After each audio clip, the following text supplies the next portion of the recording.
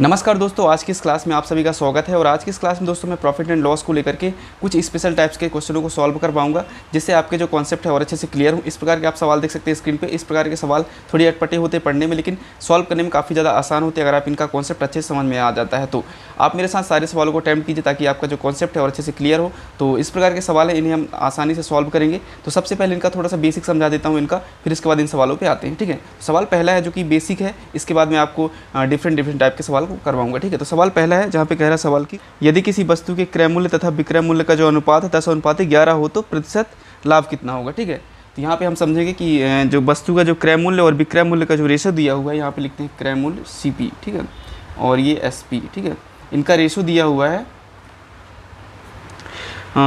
10:11 है ना, 10:11।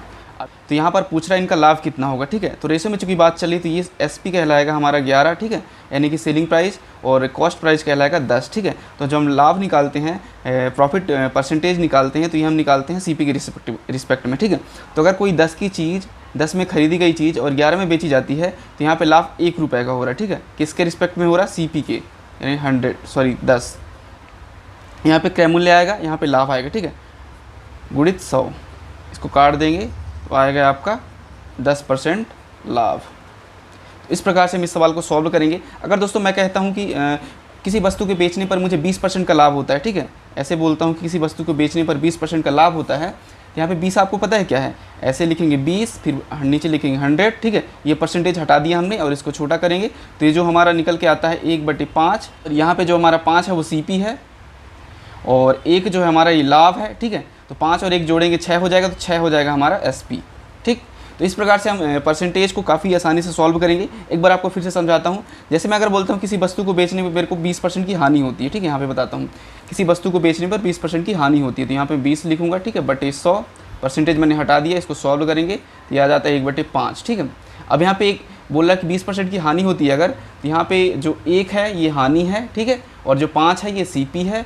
तो अगर 5 की खरीद की चीज़ को मैं 4 में बेचूंगा तब 1 की मुझे हानि होगी, तो जो 4 हमारा निकल के आएगी हो जाएगा SP। ठीक है, तो इस प्रकार से हम परसेंटेज को प्रॉफिट एंड लॉस में सॉल्व करेंगे। ठीक, तो आते हैं अब सवाल नंबर दूसरे की ओर, जो कि काफ़ी डिफरेंट और अलग है। ठीक है, सवाल नंबर दूसरा जो कि कह रहा है, एक सब्जी के विक्रेता 1 रुपये में 2 की दर से नींबू खरीदता है। ठीक है, 1 रुपये में 2 नींबू खरीदता है तथा 3 रुपये में 5 नींबू की दर से बेचता है, तो उसका लाभ परसेंटेज कितना होगा। ठीक है, इसे हम सॉल्व करेंगे काफ़ी आसानी से। देखिए मैं ट्रिक के माध्यम से सॉल्व नहीं कर पाऊंगा, बेसिकली सॉल्व कर पाऊंगा, ट्रिक में आप फंस जाएंगे। ठीक है, तो सबसे पहले हम क्रय मूल्य की बात कर लेते हैं, यानी कि CP की बात कर लेते हैं। ठीक है, यहाँ पे हम CP वाला पोर्शन लिखेंगे, यहाँ पे हम लिखते हैं वस्तु, ठीक है, और यहाँ पे लिखते हैं हम रुपए। ठीक है, तो क्या कह रहे हैं कि 1 रुपये में 2 की दर से नींबू खरीदता है, यानी कि 1 रुपये में 2 नींबू खरीदता है ना। वस्तु लिखा है हमने, यहाँ पे रुपये लिखा। ठीक, ये हुआ खरीदने की बात। ठीक, अब आती है बेचने की बात, यानी SP, सेलिंग प्राइस। ठीक, बेचने की बात आ रही है, तो बेचने की बात को हम यहाँ लिखेंगे वस्तु के नीचे कितने में बेचता है? 3 रुपये में 5 की दर से बेचता है, तो 3 रुपये में 5 वस्तु बेचता है। इस प्रकार से आपको इतना लिख लेना। ठीक है, अब यहाँ पे हम चीज़ों को बराबर करेंगे। अगर जब तक हम बराबर नहीं करेंगे तो हमारा एग्जैक्ट जो लॉस है, जो प्रॉफिट है वो निकल के नहीं आएगा। ठीक है, तो हम वस्तुओं को बराबर कर लेंगे, क्योंकि अगर हम 2 वस्तु खरीदेंगे यहाँ पे और बेचेंगे हमें 5 वस्तु, तो हम कैसे निकाल पाएंगे इनका लाभ हानि। तो सबसे पहले हम वस्तुओं को बराबर कर लेंगे। ठीक है, तो यहाँ पे हम किसका गुणा कर दें तो ये बराबर हो जाए, तो यहाँ पे हम कर देते हैं 5 का, तो ये 5 दूनी 10 हो जाएगा, और यहाँ पे कर देंगे 2 का, तो ये वस्तु हमारी हो गई 10।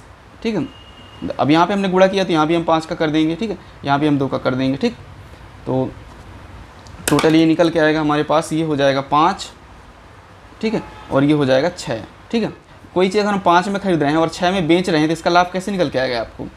5 में खरीदी हुई चीज़, ठीक है, 5 हमारा हो गया CP, यानी कि 1 का लाभ हो रहा है हमें। ठीक है, इन दोनों पे कंपेयर करें तो 1 रुपये का हमें लाभ हो रहा है। ठीक, 1 का लाभ हो रहा है, किसके रिस्पेक्ट में लाभ हो रहा है? आपका 5 के रिस्पेक्ट में, गुणित 100, तो ये निकल के आएगा हमारे 20/2500, 20% का हमें लाभ होगा। तो इस प्रकार से हम इन सवालों को सॉल्व करेंगे। काफ़ी आसान सवाल था। तो सवाल नंबर जो तीसरा है, इसे आप अच्छे से समझेंगे तो आपको और अच्छे से इसका कॉन्सेप्ट क्लियर हो जाएगा। ये सवाल भी सेम ही ऐसी है। एक फल विक्रेता कुछ संतरे 10 रुपये में 5 की दर से खरीद कर 15 रुपये में 6 की दर से बेच देता है। ठीक है, तो यहाँ पे हमें लिखना है सबसे पहले वस्तु, ठीक है, यहाँ पे लिखना है हमें रुपये। ये हमारी CP की बात चलेगी, यहाँ पे SP की बात चलेगी। ठीक, तो वस्तु कितनी खरीदता है? 10 रुपये में 5 वस्तु खरीदता है। ठीक है, तो 10 रुपये में यहाँ पे लिखते हैं हम 10, 10 में 5 खरीदता है और बेचता कितने में है आपका 15 में 6 की दर से बेचता है, तो 15 रुपये में 6 बेच देता है। तो सबसे पहले हम इन वस्तुओं को बराबर करेंगे, ठीक है। तो ये वस्तु यहाँ पे 5 है। देखिए वस्तु की हम इसलिए बराबर करते हैं क्योंकि जब तक हम इन वस्तुओं को एग्जैक्ट बराबर नहीं करेंगे तो हमारा लाभ हानि नहीं निकल के आएगा। अब यहाँ पे आप ही ध्यान दीजिए कि हम 5 वस्तु खरीदते हैं और 6 बेचेंगे तो कैसे हमारे एग्जैक्ट लाभ हानि निकल के आएगा। तो वस्तु को बराबर करना बहुत जरूरी है, ठीक है। तो यहाँ पे किसका गुणा कर दें तो ये बराबर हो जाएगा। तो यहाँ पे हम 6 का गुणा कर देंगे, यहाँ के 5 का कर देंगे, ठीक है। तो ये हो जाएगा 30, ये हो जाएगा 30। वस्तुएं बराबर हो गई दोनों, ठीक। तो यहाँ पर अगर हम 6 का किया तो यहाँ भी 6 का करेंगे और यहाँ पे 5 का करेंगे, ठीक है। तो ये हो जाएगा 15 पन्ना 75 और ये जाएगा 10 छक्का 60। तो यहाँ पे हमारा जो CP निकल के आ रहा है 60 निकल के आ रहा है और जो SP निकल के आ रहा है वो 75 निकल के आ रहा है। हम दोनों में कंपेयर करिए कितने का लाभ हो रहा है। 60 की चीज़ खरीद के हम 75 में बेच रहे हैं तो कितने का लाभ हुआ हमारा 15 का। किसके रिस्पेक्ट में हुआ 60 के रिस्पेक्ट में हुआ। 60 हमारा CP था गुड 100। इसको हम छोटा करके काट देंगे तो ये कट जाएगा और ये बचेगा आपको हो जाएगा 3 से कटेगा तो 3 दूनी 6 और 5 3 15, ठीक। और ये 2 पंचे 10 मतलब 25% का हमें इसमें लाभ होगा। तो इस प्रकार से हम इन सवालों को सॉल्व करेंगे काफ़ी आसान वे में, ठीक है। आंसर हमारा एग्जैक्ट बिल्कुल करेक्ट है। सवाल नंबर 4 जो कि कह रहा है 1 रुपये की 12 टॉफ़ी बेचने पर एक व्यक्ति को 20% की हानि होती है, पर 20% का लाभ कमाने के लिए 1 रुपये की कितनी टॉफ़ी बेचनी चाहिए, ठीक है। तो इसको हम सॉल्व करते हैं। तो इसमें सबसे पहले हम क्या करेंगे, सबसे पहले की चीज़ करेंगे, दोनों का रेशो बनाएंगे, ठीक है। तो पहले यहाँ पे लिखते हैं पहले, ये लिखते हैं बाद में, ठीक है। पहले हमारे पास क्या हो रहा है कि 20% की हानि होती है।